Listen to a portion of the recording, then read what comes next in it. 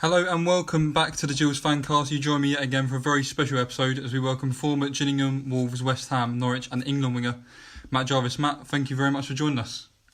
Pleasure, thank you for having me. We'll start at the very beginning of your career. You started at Millwall, didn't you, in the youth team?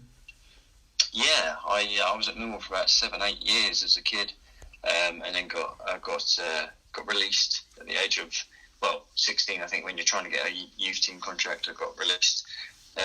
And that wasn't particularly great as a young 16-year-old kid to get told you're not good enough, and it's really difficult. But luckily, I got the scout at the time was Bernie Dillon, who was at Gillingham, and he said get me straight over to Gillingham and start training, and away we go. But it was I have to say, sort of my confidence was completely hit, and I was terrible on trial, I have to say. So I was very, very fortunate, very pleased that Kevin Bremner at the time, they offered me a youth team contract, and then sort of things just sort of clicked for me, really.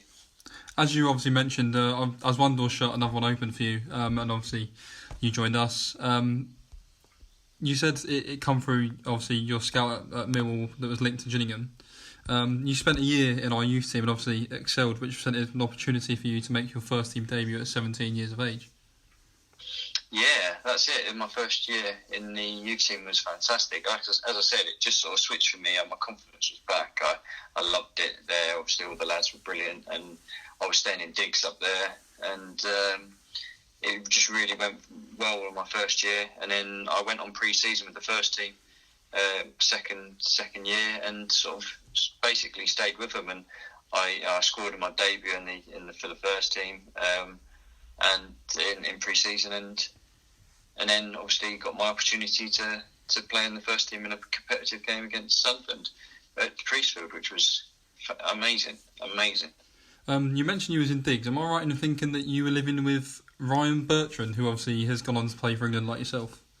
That is correct, yeah. There was me, Ashley Carew, Leon Solomon, and we stayed at Ryan's house with his brother and his mum, yeah. That must have been an interesting experience, because obviously Ryan was a few years younger than yourself. Did you think that both of you would end up playing for England? Not at all, I have to say. I mean, Ryan was a lot younger. We were sort of 16, 17, and he must have been, I don't know how much younger he is than me. Maybe he was 13, something like that. But I knew he was in the academy, but we'd never really seen him play. He was only sort of a kid back then. But obviously we still speak now. I mean, he actually lives not far from me now. Oh, really? So, yeah. So, I see him quite regularly. His kids go to the same school as mine. Oh, brilliant. What a funny coincidence. It very much is. You obviously say, the first team come for you at 17. What was it like walking into that dressing room at that age? Because obviously you were surrounded by the likes of Hess, who was in charge then, and Paul Shaw, and the likes of, many other characters in that dressing room. Yeah, I mean, I was very lucky that they had a really good squad, a very experienced squad, and I have to say that they sort of welcomed me in. They sort of really gave me a good understanding of what it meant to be playing at the club and in the first team. And I had the likes of, as you said, Hess was obviously the manager, but he was a unbelievable pro. One of probably the fittest at the club. Then you had like Chris Hope, who was really a magnificent a character, a player for me. He really helped me. The same as Paul Shaw. You had Smith, Smudger in the midfield. Then you had Mark Saunders, and the list goes on. You had like Tommy Johnson, Rod Wallace, Mama Sidibe, that sort of crew. I think they were slightly later, actually, Tommy and Rod Wallace. Oh, no, they were at the same time. But, it's just some fantastic experienced players that really made me, grow up, I think, quite quickly. And you did have a mix in that change. You did have the likes of like Danny Spiller, Leon Johnson, Andy Crofts, that were sort of a younger age, that were flourishing at that level as well at the time. I got the opportunity to speak to Hess the other day, and even when he was manager, he spoke to me off air about how highly you were thought of at that age and how far you could go on. So it was obviously from a very young age that everyone at Gillingham thought you could go and do massive things in your career. Well, that's very nice to hear. I mean, Hetz was, what fantastic player to start with, and he was a brilliant manager, and I thank him loads. He gave me my opportunity, and and I still speak to him as well. And it's really nice that I got my chance, and then they kept the faith with me, and obviously I hope I repaid that. You certainly did, and obviously in your first season you featured 10 times for the first team. Was there any stage where you felt like you had made it and you was there to stay? This is a difficult question. I think once you get a taste for it, you always want more. And like for me, I've always been from young age. It's been drilled into me to keep working hard. You can never sort of relax, and you always want to improve. You can continue to improve. I still need to improve now. So that never sort of went through my head that I've made it.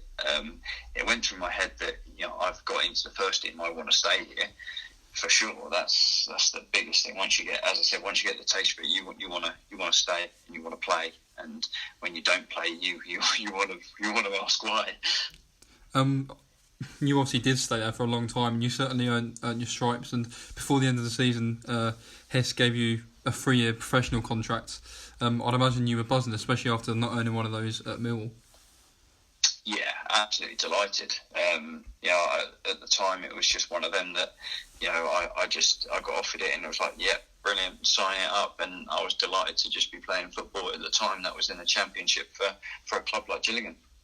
Obviously, the next season, which was 04 and 05, was one to forget on the whole for Gillingham fans as a campaign. But one of the bright sparks was obviously yourself that season. You finished on 7 goals at just 18. It must have been bittersweet, maybe, for you? Definitely. You always want the team to do well because it's the atmosphere it creates.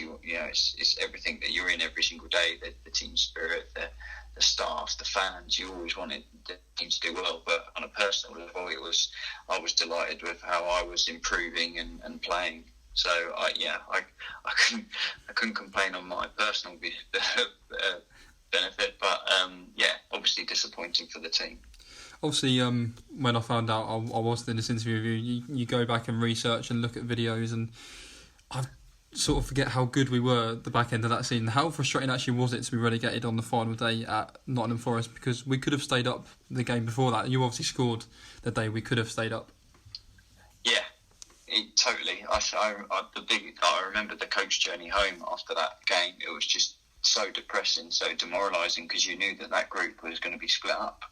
There was lots of older, experienced players that wouldn't be there. There was the younger players that potentially would be leaving. It was a horrible experience to go through. But I think for me, it made me stronger mentally. I think that sort of thing that happens to you really wakes you up and realises it's not all fun and games. It's serious competition, and you need to refocus and make sure that you're doing the best you possibly can. Yeah, obviously you must have learned a lot that season, because you did become more of a mainstay in the first team. I think you made 30 appearances that season as opposed to the 10 the season before. You also had to deal with a managerial change midway throughout the season, as obviously Andy resigned halfway through and Stan Turnett come in. How influential, we've obviously touched on Andy, but how influential was Stan in your development? I think he was very much an old school manager. I don't think I had a hernia, and I think he cancelled my operation 3 times. Really? It just would. He was one of them that it was like, no, you're fine. You carry on. You're only 18. You're playing. And by the end of it, I was in massive pain, and I couldn't really train during the week. And then I just played on the weekends.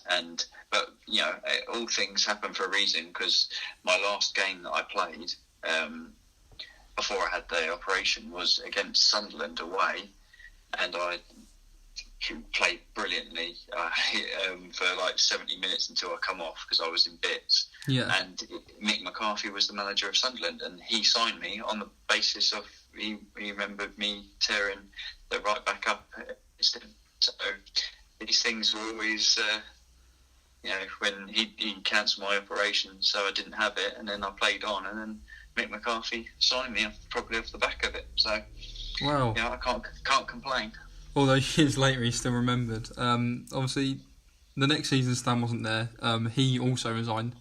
The next season was another one to forget. As Neil Cooper became manager, it wasn't. I'm trying to word it kindly. It wasn't the ideal start to the season or like return to cups, as we were dumped out in the first round by Berska. Please try and talk me through that roller coaster of the start to the season and the FA Cup game. Yeah, I mean, that FA Cup game, it still sort of haunts me to the day. You obviously scored that day as well. Yeah, I scored. Saundo scored, I think, as well, wasn't it? Yeah. And then I just remember it was like the smoke sort of started coming towards the last few, like 10, 15 minutes of the game. It was all foggy, everything was getting rebounded, missed kicks, there was all sorts. And then I just remember them scoring and just being like, I cannot believe this has actually happened. Yeah, it's just absolutely incredible. But fair play to them, you know. That's the buzz of the cup. So that season, obviously, as I said, was another one to forget. We flirted with relegation again. Obviously, we were a division lower this time, so we were thinking back-to-back relegations. But we eventually finished 14th. But yet again, it was another brilliant season for you. Yeah, I mean, that was sort of my season that I really sort of shone. I love going back and watching. There's so many things like on the internet or Instagram that people post videos, and it was just a fantastic season personally for me. I loved scoring the goals, running down the wing, putting crosses in. Yeah, it was just a really enjoyable time for me playing my football. I must admit, I was obviously very young seeing you play. I'm 20 now. I remember my first memories of going to Gills was seeing you fly down the left wing at a very high pace, cutting in on your right foot and scoring a lot of goals for Gillingham. I'm sure that's how a lot of people remember you at the Gills. Yeah, that's just used to be sort of a trademark thing. Everyone used to know, or not used to know, but that's what I like to do. I used to run down the left, cut inside, and shoot into the top right hand corner. If I remember rightly, I had to adapt my game, but that's how it all started. If I remember rightly, Gills. You did score 2 identical goals. Actually, doing that against Port Vale that season. Yeah, that one goal of the season came third. So Really? It was really good. I remember sort of celebrations back then. I used to just jump on people. I remember when I scored my first goal, I jumped on Mama Sidibe. I mean, he's the biggest guy out there. And then I think it was Crofty that I jumped on the next one. It's just, I don't know what it was, but that was just used to what I used to do. You just had no idea what to do at that point. Just sort of a leap into the air. Yeah. The next season was the 06-07, which was your last in a Gillingham shirt. We offered you a couple of new contracts at the club, but you did obviously have interest from Championship and Premier League teams. Obviously, your age was the perfect to make that move up, and obviously your form rewarded that sort of interest. Nottingham Forest and Plymouth both made bids for you that season, but you did stay and see out your contract and made your way into the League One Team of the Year. Did you feel like you were sort of beginning to almost outgrow the club or need to move on? I wouldn't say I outgrew the club, no. I absolutely loved my time at the club. It was fantastic, and I still have fond memories. I've been back and I had a fantastic reception, and yeah, I thank everyone there because they gave me the platform to start my football career. But I felt that I was really playing well. I just made the team of the league a year. I'd done extremely well that year and the season before when I was growing, and I just thought for me personally, for my footballing career, I needed to move on. Obviously, during the summer, you did finally get your move, and it was an absolutely huge club in Wolves. We obviously made another several attempts to keep you, but please tell me how that move came about, because that is such a huge club and a huge move for yourself. Yeah, it's very strange. I just remember my agent messaged me, called me up and just said, look, funny enough, I was actually going on holiday with my mates, and I was just had my bags packed. I was just going to the airport, and then my agent called me saying, "Right, you're meeting Mick McCarthy." I think this was like a Friday. It was, and then he goes, "Right, you're meeting Mick McCarthy in Portugal on Sunday." I was like, "What? I'm just about to go on holiday. I'm just going to the airport." So anyway, I didn't go. I then flew to Portugal on the Sunday. I met Mick. I sat down and had lunch with him, and he obviously, what a guy, like what a presence, what an aura he has about him when you meet him. And we sat down and had a really good conversation. Straight after that, I was like, yeah, I definitely want to sign for Wolves. I flew back. I went straight up to Molineux to be shown around, and then pretty much then just sort of agreed the deal, and I actually signed my contract. I flew. I flew on the same. I signed my contract with Wolves and with the club secretary. I then got a lift with him to the airport. Got on the same flight with him and his family. Oh wow! To Marbella. Then he went obviously down one way, and I went and met all my mates. Oh, brilliant! So it was just an incredible time. Obviously, you did still manage to get out on your lad's holiday then. Yes, I did. Yeah, I was quite a few days late, but it was fine. It was all for a good cause. I'm sure you had a lot of drinking to catch up on. We had a celebration the first night. Sure. You had an unbelievable career at Wolves. Maybe up there with some of the best times in your career. You obviously went on to win the championship with Wolves under Mick McCarthy, and he's a character that spoke about as he's maybe alluded to as sort of football dinosaur, but I'm pretty sure you'll stick up for him with this, that he's never had a lot of budget to work with anywhere he's been, and he's worked miracles with obviously Wolves winning the championship and keeping Ipswich up for as long as he did. Yeah, I'm a huge. That is the biggest understatement. I'm a huge Mick McCarthy fan. I would go as far as saying he's the best manager I've worked for. He's just the biggest compliment I can give him. He's so honest. So whether you're playing, whether you're not, you know exactly where you are. He's on the training pitch every single day. The staff that he has around him are why he does so well. He's just really, really well drilled with everything, and that I have to give him the biggest respect, because him and his staff, like Terry Connor, they developed me as a player and improved me, and obviously made me into the player I was and getting the England call. How did Mick McCarthy reshape your game? Because you took your game to a whole nother dimension at Wolves, especially that season they did win the championship. Yeah, like I said to you, when I was at Gills, it was great. I used to run down the left cutting side and score on my right. When I went to Wolves, he just wanted me to play slightly different. You can't just be a one-trick pony. That was one of his things. You can't be a one-trick pony. You need to do more. So that's why I used to work so hard on be out early with Terry Connor, doing my left foot crossing, going down the line, putting a crossing with my left.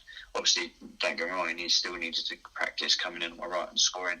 Positional play, I think that was another thing that I had to work on. Defending, being a team sort of. That I always thought that's what I did anyway, but it becomes more apparent when you're in another, the league above, and other teams are very good at breaking you down. So you've got to be as good, or if not better, in your work and your team shape. Obviously, the next season you're now in your debut season in the Premier League. It doesn't seem that long ago. We're talking about you being released from Millwall. I mean, you're still very young at this point. Did you ever think, not that you'd get the chance to play at that level because you obviously had the potential to, but did you ever think you'd get to play at that level at that age? To be honest, I honestly could tell you that I didn't actually, it didn't sort of go through my head, right, when I was 17, right, I need to be playing in the Premier League when I'm 20 or whatever age it was. It was just I was learning the game. I was dedicated to it to improve, and that was my stepping stones. I wasn't looking, right, I need to be aiming to play in the Premier League. I was looking at the here and now, and right, I need to improve this. I need to go and train and do this. I need to do that in the next game.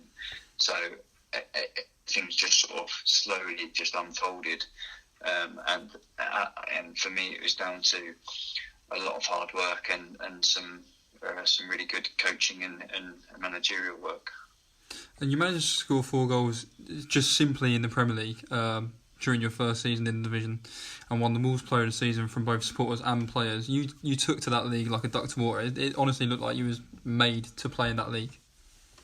Yeah, I was it was just one of them things. I have to say, like, the biggest thing that I noticed from the Premier League to the Championship is in the Championship you get less time on the ball, but it's sort of easier to do something with it, whereas in the Premier League you get more time on the ball, but it's actually harder to do anything with it, if that makes any sense. But for me, I just relished playing up against fullbacks that were international fullbacks, and I knew I had the pace, I knew I had the ability, and it was just, I had that no fear, because it was the first year in the Premier League. I didn't really know what to expect, and you just go for it, and people don't know, really, they don't know who you are, they don't really look and think, oh, okay, he does this, he does that, and you sort of get a free hit in that first year to go out and do it.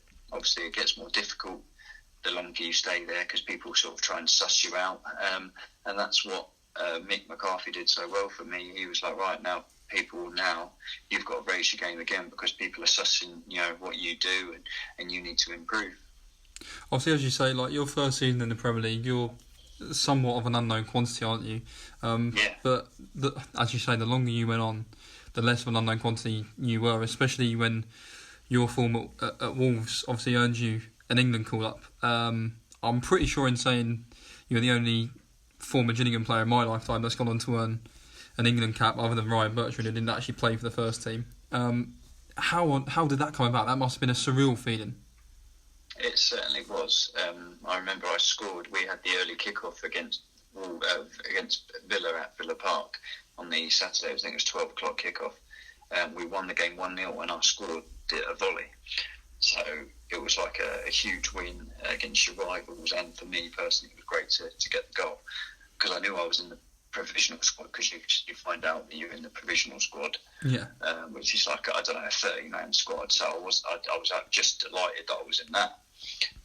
But then I remember on the Sunday night I travelled back home on the Saturday, and then I travelled back up to Wolves on the Sunday afternoon, early evening, and then I'd get a text message just as I walked into the kitchen, and it was like from the FA to say, I've been called up. And I'm sort of looking at my wife, going, like, surely this is a wind-up. And then about a few minutes later, I then get a call from them saying, look, it's not a wind-up.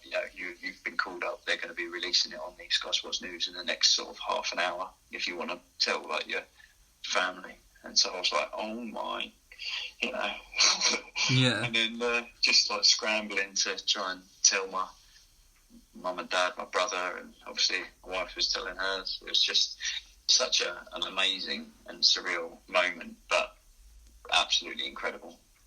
Obviously, you fully earned your right to be there, and we had some phenomenal wingers at that time. You made your debut against Ghana. Talk me through it. Wembley Stadium, packed. For me, it's just like, I'm just so like I'm so pleased that my debut was at Wembley in front of 5,000 fans, and the Ghana fans were incredible as well, and all of my friends and family were there. You don't understand how many people messaged me or like, just say I was there, like Gills fans, Wolves fans, everyone just messaged me and saying I was there at the game.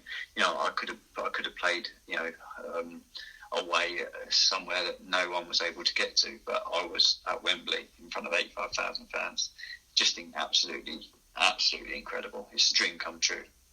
And yet, a few years earlier, you were at Priestfield playing against the likes of Crewe and Port Vale. Yeah, well, that's how football goes. That's it. Yeah, that's it. In 2012, you made a huge switch yet again to another huge club. This time, record breaking. You moved to West Ham United, undisclosed fee, but definitely their record fee at the time. You signed a 5-year deal. You spent 3 seasons in London. How would you sum up your time there? Sort of 2-3 years were really good. The first season I put in the most crosses in Europe and the most successful crosses, as in someone's got on the end of them in Europe. So for me, like in my positional wise, I thought it went really well. We finished 10th in the first year, which is an incredible achievement. Then we finished 12th and 13th or something, I think, was the following year. So it was a success for a team that's just come up from the championship. The following 2 seasons were a bit disappointing for me, really. I don't feel like the shape of the team changed. I didn't get the opportunity to play as much as I would have liked. So it was more frustrating for me. And then it was just a point where I didn't want to play. I did not want to play, and a new manager came in, Philip Kelly, and although he really he said he didn't want me to go, and I played in every game that he started the season with. He just said he couldn't guarantee that I would be playing, so I didn't want to go through another season of not playing. So I made the sort of decision to go to Norwich. It was deadline day. It was like that last few minutes before the window closed, but I went on loan to Norwich. Yeah, obviously, and your time at Norwich started so well. I have to say, that's probably the fittest I've ever been. The shape I was in, it was just incredible. When I first went to Norwich, I was flying. I was obviously scored on my debut, scored on the second game. We were doing really well in the league. I was putting in some really good performances for them. And then I go and try and block tackle Yaya Toure, and the rest is history. He's a big man. Incredibly. So I can't imagine how painful that 50-50 would have been for you. But obviously you had some good years with West Ham. You started very well with Norwich. At West Ham, you sort of scratching your head and thinking, am I going to get another go in the England team here? Because obviously, as you said, the more you get, the more you want. Like, you must have been itching to get back in the England team.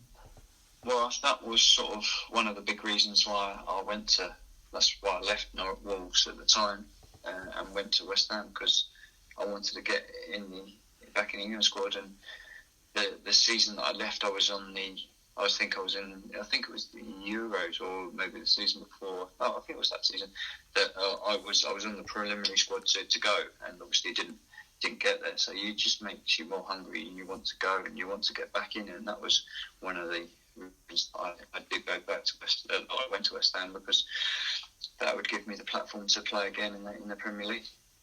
Obviously, it was Capello you played under at England level, wasn't it? Yeah, it was. Yeah. Did you ever have any sort of discussions with him about maybe getting back into that England squad, or was it you heard from him when you was in and that was it?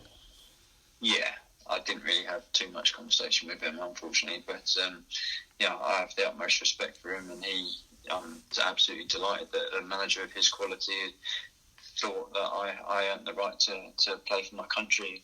As you said, we had some unbelievable wingers there. You had Stuart Downing, Ashley Young, Theo Walcott, Aaron Lennon, all these Milner, all these players that were sort of, I would say, at a bigger club, and I got the opportunity to play.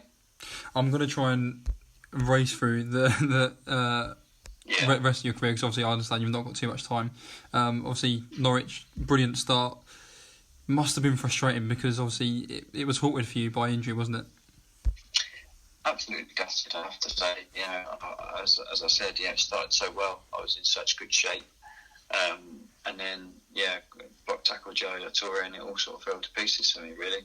I'd done my medial, I rehabbed it, got myself back. It wasn't right. I played the full season.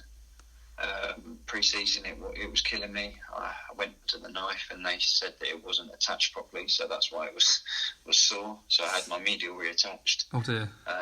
And then got back fit. First training session, I had a shot, someone smashed on my ankle. I ripped my ankle apart, and then sort of just didn't want to stop. I wanted to carry on because I've been out for so long. And then it got worse and worse and worse, and all the scans were saying there was nothing wrong, it was just a bit of fluid. So I carried on, and then I got to a point I couldn't do it anymore, and had an operation just to see what it was wrong, and all my cartilage basically fell off when you touched it. So I had to have a microfracture of my ankle, which was not planned. It was supposed to be about 4 to 6 weeks, from the op, and it turned out to be 8 months, which was horrendous. 8 months, which is also when I got to the point that I was in so much pain that I didn't think I was at some point didn't think if I could carry on, it was going to be that bad. But I never once wanted to stop. So I carried on and carried on and carried on, and it just took a long, long time. And mentally, it's the worst sort of time of my whole life, I'd say. My only bonus on that is that me and my wife had our son, and he was a shining light in the horrible situation I was in. At least, obviously, you can take the positives out of that situation, and mentally, would you say it has made you stronger having to go through it? Yeah, I'd say it has mentally made me stronger, because I've been through it not once, but I've been through it 3 times. Had my medial reattached, then I had my microfracture my ankle, and then I picked up IT band friction syndrome straight after the ankle because of the operations. They were all on my right side, so I then started walking different to pick up other things. But mentally, I got myself through it with the help of my friends and family, obviously the teammates as well. And I was, as hungry as ever to prove that I still can play, and that I wanted to play. So I'm still young. Obviously, skipping forward a few more seasons, you couldn't quite get back in the side at Norwich, and you were advised to go out on loan, and you ended up at League One Walsall, didn't you? You played against us at Priestfield. Hat-trick of assists. One of the best individual performances I definitely see that season at our ground. You received an unbelievable reception as you were subbed off. That day must have been crazy for you coming back. Crazy. This is the first time I've ever played against a team that I've left. Really? So yeah, first time. So it was just a really, really, well, for me personally, it was an amazing day. Obviously, it wasn't the result that Gills wanted, but for me, it was just an incredible day. I loved going back to see everyone, especially to be able to show my appreciation to the fans, and to see, obviously, Steve Lovell was the manager. Obviously, he was there when I was there. Ian Cox was there. Mark Patterson was there. So it was just real nice for me to go back and see everyone, and obviously to put in a really good performance is the icing on the cake. I remember being there that day and obviously being among friends, and we were watching you and thinking this is one of the best individual performances we've seen all season. Will he come back next season? Can we see Matt back at Priestfield and tearing it up back where he should be at Gillingham? That could have happened this summer, couldn't it? Yeah, I would have loved it to happen. Yeah, I got a call from the manager to ask me to come down and train. I said I would like an extra sort of week to just get myself ready, because I hadn't trained with a team for a long time, so I wanted an extra week just to be sharp. He then called again to say, look, can you come in? So I sort of came in after a few days. I trained for the first 2 days, and I have to say I thought I did really well. The manager was very happy with me, was really impressed. He said that he would obviously have to speak to the chairman because of my injury record, but really would like to do something.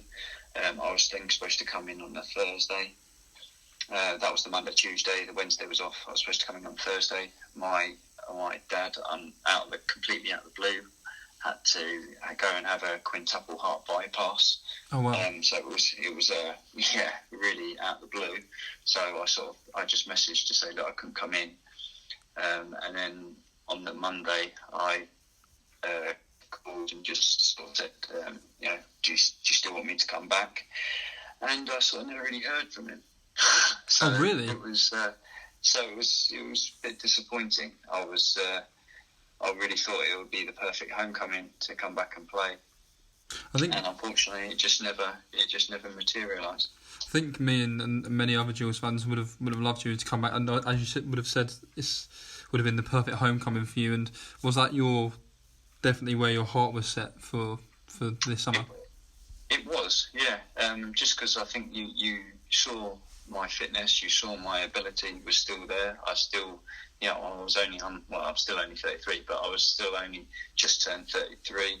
I was in really good shape. I'd worked so hard to get myself back. I trained really well with the team. I think that the lads were you would tell you exactly the same thing, and just I was very gutted that it didn't actually happen, because it just would have been perfect. I could have come back to where it all started for me and been able to live at home, and it would just been the best way to get back into playing. I'd imagine the next time you heard from anyone at Gills was when you was asked to come back and do a lap of honour for the Gillingham West Ham game. That is correct, yeah. Wow, that's right. That's actually mental, considering you were on trial in the summer. That must have been brilliant. Obviously, 2 former clubs, 1 lap of honour. You got a fantastic round of applause that night. It was brilliant, absolutely brilliant. I couldn't ask for anything better, and I was really, my brother and my nephew came with me, and at the time the guy, Phil, the commercial guy, said, does he want to come on with you? So I mean, he remembers it like it was absolutely incredible to get there at the reception that we got walking round, and we both of us got to hold the FA Cup, which you don't get to do very often. So it was it was just a fantastic day, and to show my appreciation to both sets of fans, it was just a very sort of an emotional but amazing day. Just to wrap up, because I know you do have to go soon, you now find yourself with Woking. How's it going there for you? I know that obviously the season has been halted by coronavirus, but you started brilliantly, scoring with only your second touch for the club, didn't you? Yeah, I mean, it was just one of them things. I was, I wasn't ready to finish football. I wanted to carry on. I got a call from Martin Tyler, who's the assistant manager there, who I did not know was the assistant manager. I thought he was calling me up asking me to do something for Sky, but it turns out he was not. So no, it was great, and the manager's Dalton's, who's fantastic, and he, I grew up around the corner from there. I played for my Sunday League team is pretty much backs onto the stadium, so he did the whole showing me around everywhere, showed my picture up in these different bits and pieces, but I didn't need that much convincing. It just sort of worked for me. It's local, I'm around the corner, it's a great club, family club,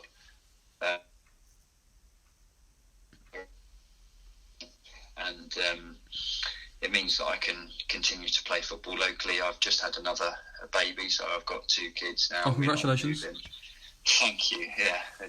My daughter's been born into the incredible events, but so she was born and I played the next day.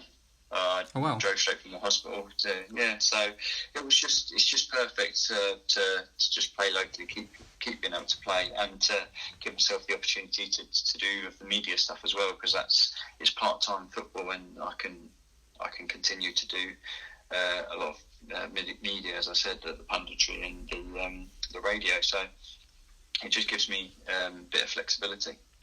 Brilliant. Well, thank you, Matt. That obviously concludes our interview. Is there anything you want to say to Gills fans or anyone related to Gills, just to finish off? Well, I would absolutely, as I've said, I absolutely loved my time at Gills. They were just incredible fans. It's a great club. I wish them all the best. I wish I could have come back and played, and I just thank them for all of their messages, their help, and their support over the years.